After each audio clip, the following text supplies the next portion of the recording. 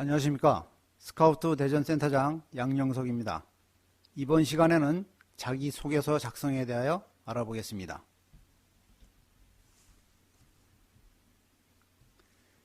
(2019년에) 구직자 2천여 명을 대상으로 구직을 준비하는데 가장 힘든 것이 무엇이냐라는 질문에 84.9%가 자기소개서, 이력서 작성이 힘들다고 답변한 결과를 볼 수 있습니다. 진행 순서는 자기소개서의 핵심 요소, 작성 방법, 작성 시 유의사항, 제출 방법 순으로 알아보겠습니다. 자기소개서의 핵심 요소입니다. 자기소개서를 왜 작성을 하는지 숨은 배경을 말씀드리면,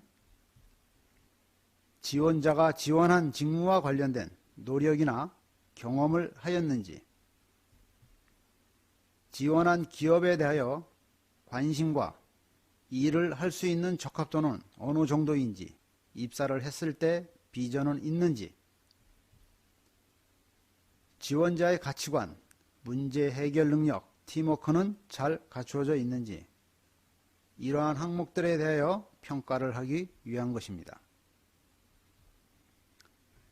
자기소개서를 작성하는 데 있어서 정답은 없습니다. 그러나 채용자의 입장에서는 지원자에 대하여 보고 싶어 하는 것을 요구하고 있습니다. 또한 향후 면접에서는 자기소개서에 작성한 내용의 사실 여부를 재확인하므로 자기소개서는 반드시 직접 작성을 하여야 합니다.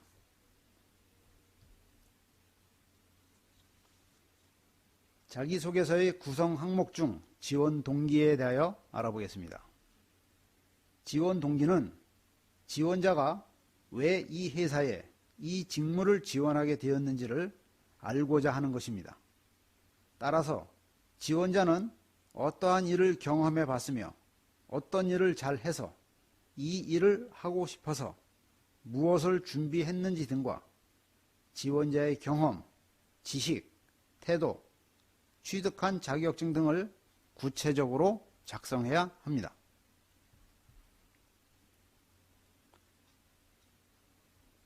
나의 강점란은 회사에서 원하는 인재상과 지원한 직무에 지원자가 적합하다는 것을 표현해야 합니다. 어떠한 상황을 사례로 지원자가 한 역할과 성과 및 결과를 표현하여 장점화하여야 하며, 단점이라고 생각하고 있는 것이 있다면 업무를 하면서 단점을 극복하여 좋은 성과를 이룬 사례를 설명하면 장점으로 부각되어 반전을 줄 수 있습니다.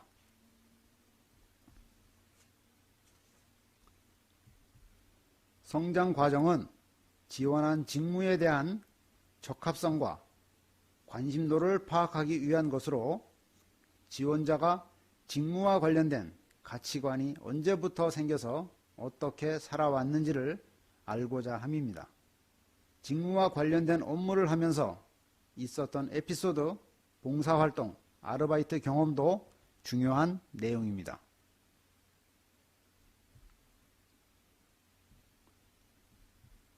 경력사항은 지원한 직무와 관련한 업무의 경험을 중점적으로 표현하는 것으로, 업무를 하면서 경험한 구성원들과의 갈등 경험, 목표 달성 경험 등에서 지원자가 어떠한 역할을 했는지 성공 사례를 포함하여 상황, 직무, 행동, 결과 순으로 작성해야 합니다.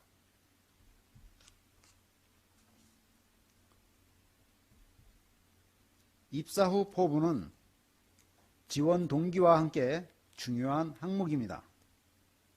지원자의 커리어 비전과 회사의 발전 방향이 맞는지, 직무에 대한 몰입도와 회사에 대한 충성도, 향후 회사의 기여도 등을 확인하는 것입니다. 취업기관의 인사 담당자가 선호하는 자기소개서의 유형 내용을 분석한 결과를 보면, 지원 분야에 대한 역량 표현을 제일 선호하였으며, 둘째로 회사와 지원 직무에 대한 이해도가 높은 유형을, 세 번째로 성과 있는 경력 표현을 선호하고 있다는 것을 볼 수 있습니다.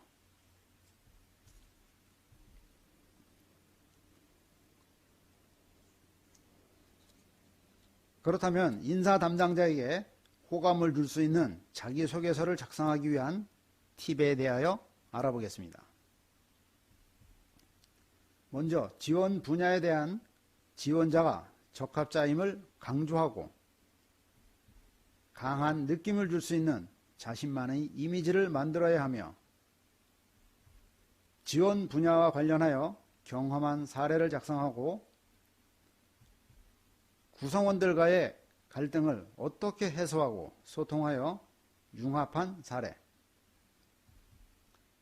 입사 후에 자신과 회사를 위해 어떠한 포부와 비전을 갖고 근무를 하겠다는 계획이 있어야 하며, 작성 내용은 개조식으로 간결한 문장으로 작성해야 합니다. 군에서 오랜 시간을 보내고 사회로 전직을 준비하는 선생님들은 사회 각층에서 선호하는 많은 경험을 체험하였습니다. 업무를 수행함에 있어서 성실함, 어떠한 상황에서도 극복하는 능력이 탁월하고 현장에서의 상황 파악이 뛰어나며 조직원들과 소통하고 헌신하며 리더십을 발휘할 수 있는 역량을 갖고 있다는 것을 잊어서는 안 됩니다.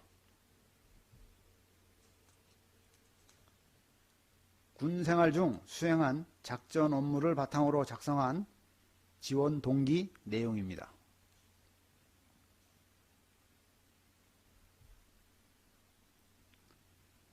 군에서 다양한 시설 관리 업무 경력을 바탕으로 작성한 지원 동기입니다.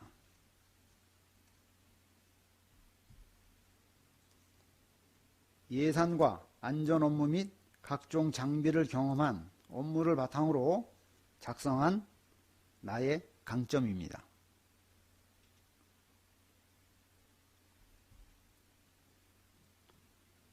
시설 관리 분야에 지원한 입사 후 포부를 작성한 내용입니다.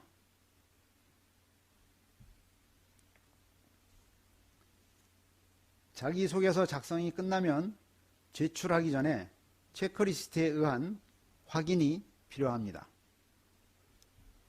먼저 각 항목별로 구분하여 작성이 잘 되었는지, 항목별 배정된 지면에 여백은 없는지, 오탈자와 문장의 문법에 오류는 없는지, 특히 숫자가 포함된 내용은 틀리면 신뢰도를 떨어뜨리는 요소로 중요합니다.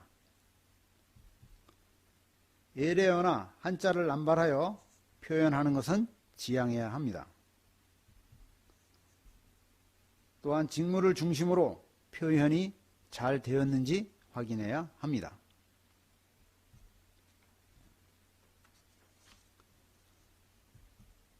지원 동기는 구체적으로 충분한 설명이 되었는지, 경험은 구체적으로 잘 설명이 되었는지, 단점은 직접적인 표현은 지양을 해야 합니다.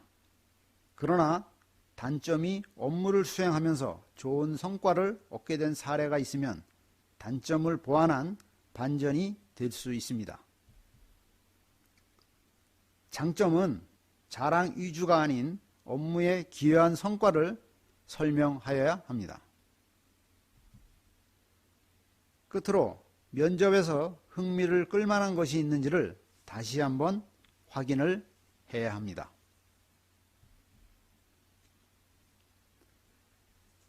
온라인으로 작성하는 자기소개서는 요구하는 항목마다 글자의 제한이 있으며 맞춤법에 관심을 가져야 합니다.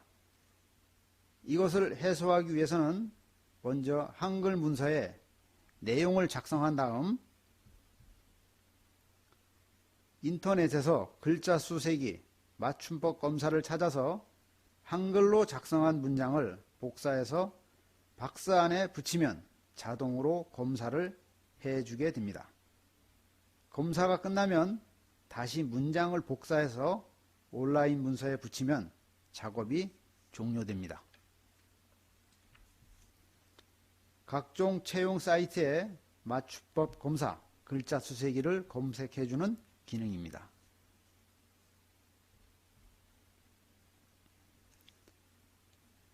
검증이 끝난 구직 서류를 제출할 때는 반드시 지정된 방식을 준수해야 합니다. 또한 구직 서류 작성 시에는 지정된 서식인지 자유 서식인지 반드시 확인하고 준비하며 제출 방법이 이메일 접수인지 우편 접수인지 방문 접수인지 방법을 꼭 확인해야 합니다.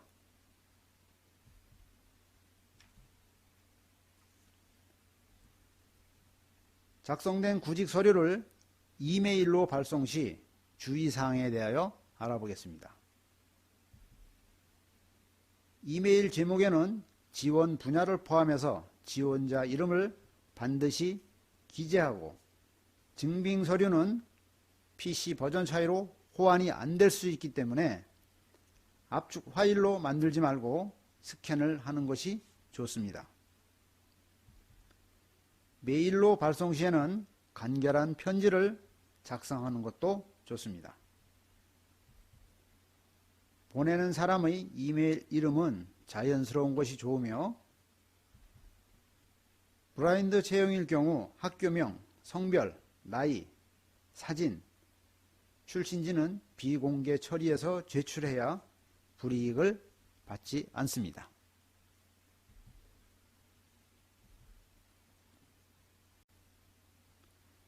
이메일로 서류를 제출 시에 간단히 작성하는 편지 형식입니다. 이상으로 자기소개서 작성 방법에 대해 알아보았습니다. 감사합니다.